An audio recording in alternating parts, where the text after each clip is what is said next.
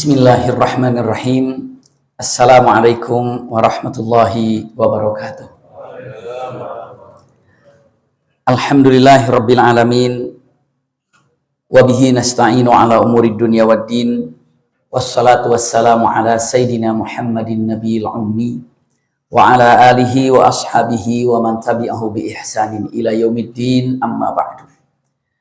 Alhamdulillahirabbil alamin. Mudah-mudahan qiyam kita, siyam kita hari ini dan yang sudah berlalu diterima oleh Allah Subhanahu wa taala sebagai pengangkat derajat kita dunia akhirat. Dan semoga yang akan datang tinggal sisa-sisa waktu, semoga semuanya menjadikan sebagai kunci kebahagiaan kita dunia akhirat. Amin ya rabbal alamin. Singkat dari apa yang disampaikan pada kesempatan yang sangat berbahagia ini, ketika kita melihat di dalam Al-Quranul Karim, kata-kata Ramadan itu hanya satu kali adanya. Dan ketika diucapkan Ramadan dalam Al-Quranul Karim, itu langsung menyampaikan tentang khasnya daripada Ramadan itu. Jadi ketika Al-Quran mengatakan tentang bulan Ramadan, tidak sendiri Ramadannya saja, tapi dengan ucapan Syahrul Ramadan alladzi unzila fihil Quran. Ditegaskan kalau Ramadan ini adalah di mana turunnya Al-Quran. Padahal kalau untuk ditegaskan kan kapan kita puasa, Allah cukup katakan bulan Ramadan. Iya. Tapi yang uniknya seperti hanya gini, kira-kira untuk diumpamakan. Ada seseorang ditanya, mau kemana? Jawabannya, saya mau ke Palembang, cukup segitu. Mau kemana? Saya mau ke Palembang, di Palembang itu empempenya enak loh. Padahal tidak bertanya tentang khasnya, hanya bertanya mau kemana.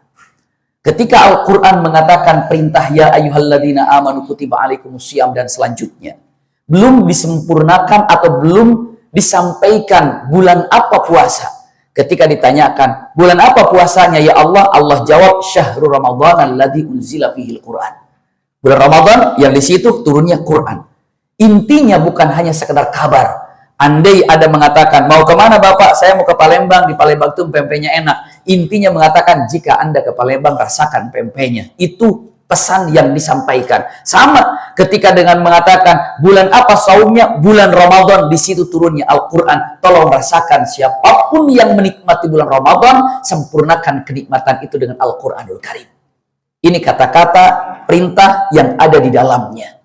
Nikmati. Karena apa? Karena ini adalah khasnya tentang bulan Ramadan. Usikum wa iyaya nafsi bitaqwallah. Sampailah ada kalimat yang ada indah sekali dalam Al-Quranul Karim. Bahkan dalam hadis Rasulullah SAW pun sangat banyak sekali. Contoh dalam riwayat Muslim, Rasulullah bersabda, Iqra'ul Quran fa innahu ya'ti yaumal qiyamah syafi'an li ashabihi.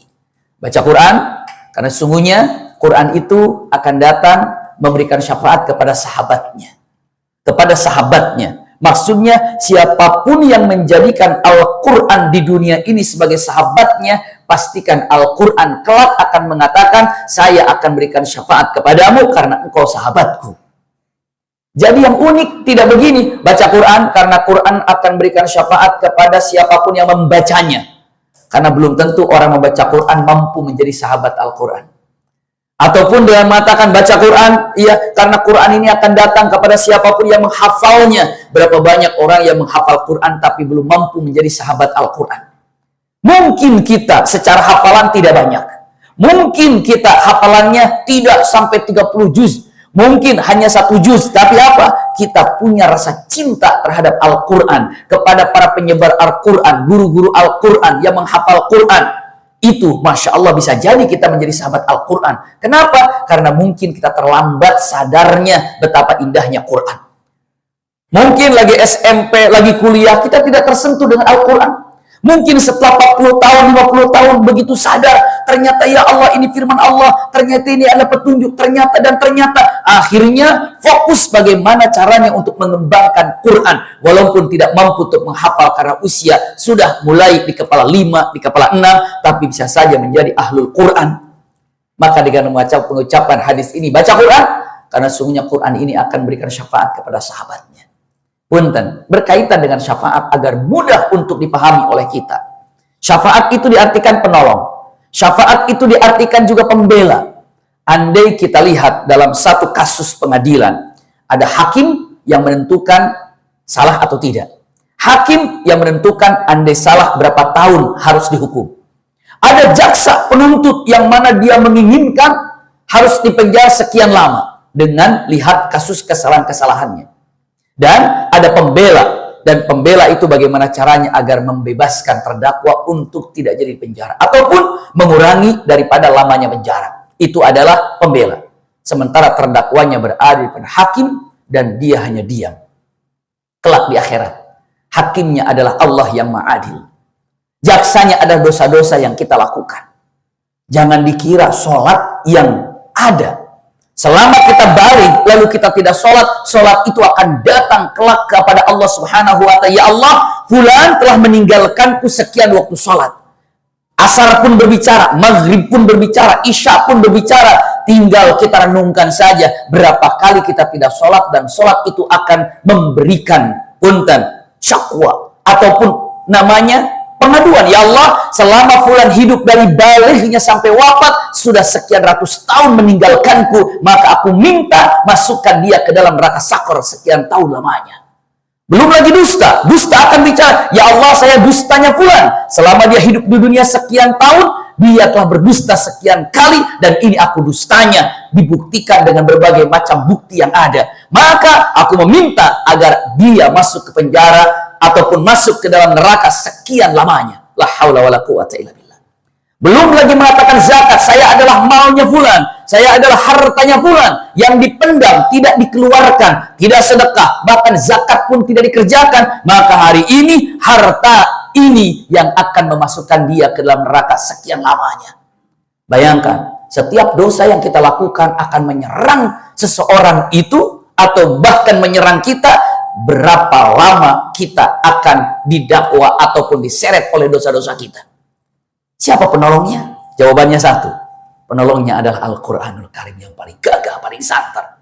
Suratul Fatihah berbicara, ya Rabb, selama dia hidup, aku suratul Fatihah telah dibaca sekian kali lamanya. Suratul Ikhlas, suratul Falaq, suratul Nas, dan yang paling heboh, paling gagah, paling kokoh, paling kuat dalam pembicaraannya adalah suratul Baqarah dan suratul Ali Imran.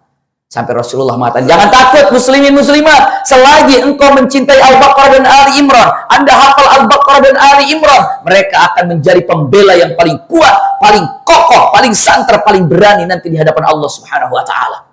Ini adalah pembela yang ada di akhirat, Al-Quranul Karim. Itu makna syafaat. Andai kita wafat malam ini, apakah kita sudah punya pembela kelak di akhirat? Apa kabarnya kita dengan Al-Quranul Karim? Sudahkah di bulan Ramadan ini bermesraan dengan Al-Quranul Karim? Andai belum pernah bermesraan dengan Al-Quranul Karim, menangislah. Karena apa? Anda tidak punya pembela. Yang paling mengerikan, ada kata-kata, ya Allah, jadikanlah Quran ini sebagai hujjatun lana, la hujjatun alaina. Ya Allah, jadikan Quran ini sebagai penolongku, jangan sebagai penjerumuskan. Kenapa? Simpan sebagai ikhtitam yang ingin saya sampaikan. Andai jaksa mengatakan, wahai Tuan Hakim, hukum dia 20 tahun. Lalu hakim bertanya, wahai pembela, menurutmu bagaimana? Tiba-tiba pembela itu, pengacara, mengatakan, saya setuju hakim. Apakah itu pembela? Quran pun akan mengatakan seperti itu. Ketika dosa-dosa mengatakan sekian ratus tahun di duel, sekian ratus tahun misalnya di sakar, sekian ratus tahun di jahanam, karena neraka itu kan 7 darokat. Dan dari 7 darokat itu sesuai dengan kesalahannya apa. Dan subhanallah, begitu Allah sampai, wahai Quran, apakah ada yang akan Anda protes? Kata Quran, setuju saja wahai Allah apa yang dituntut oleh dosa-dosanya. Allah bertanya, kenapa engkau setuju? Tidak membelakah? Quran jawab apa? Bagaimana aku membelanya sementara dia waktu di dunia mencampakkan aku. Jangankan dia membaca aku, menyentuh pun aku tidak. Bagaimana akan menyentuhku? Membaca pun Al-Quran tidak. Sekarang ternyata, na'udzubillah, lebih daripada 70% orang Indonesia yang mengaku muslimin muslimat tidak dapat membaca Al-Quranul Karim. Kemana larinya tentang pemahaman kalau Al-Quran itu memberikan syafaat kepada kita? Ini pegang baik-baik. Kita hidup di dunia tidak akan pernah lama. Namun yang ingin disampaikan, sudahkah kita punya pembela kelak di akhirat? Apa itu? Al-Quran. Sedekat apa kita dengan Al-Quran, sedahsyat itu pembela yang akan didatangkan. Bahkan ingat, di dalam Al-Quranul Karim, kalau seandainya kita sudah menjadi sahabat Al-Quran, kata-kata indah, inna hadzal Qur'an yahdi lillati hiya aqwam. Sesungguhnya Quran ini akan memberikan petunjuk kepada kita semuanya ke jalan yang paling tepat, paling benar, dunia ataupun akhirat. Kalau seandainya di dunia banyak pilihan, bagi ahli Quran, bagi sahabat Al-Quran, tidak akan kebingungan untuk memilih jalan A, jalan B, jalan C. Kenapa? Yahdi lillati hiya aqwam. Sampai pun kalau sakit, berobat kemana? Yahdi lillati hiya aqwam. Berteman dengan siapa? Yahdi lillati hiya aqwam. Bisnis apa? Yahdi lillati hiya aqwam. Masalahnya adalah seperti apa kita dengan Al-Quran kedekatannya, seperti itulah petunjuk Allah yang akan diberikan kepada kita. Usikum wa iyaya nafsi bitaqwallah. Di bulan Ramadan ini, mudah-mudahan kita menjadi bukan hanya sekedar membaca Quran, bukan hanya sekedar iktikaf, tapi usahakan kita jatuh cinta kepada Al-Quran, karena inilah yang akan menjadikan Quran sebagai sahabat kita, dan ini adalah Quran yang akan menjadi pembela kita kelak di akhirat, dan ini juga adalah Quran, melalui Quran yahdi lillati hiya aqwam, Allah akan tunjukkan jalan yang terbaik untuk kita semuanya. Mudah-mudahan singkat dari apa disampaikan ada manfaatnya. Jazakumullah khair ala husni istima'ikum lakum minni al-hubbu wa du'a. Wassalamualaikum warahmatullahi wabarakatuh.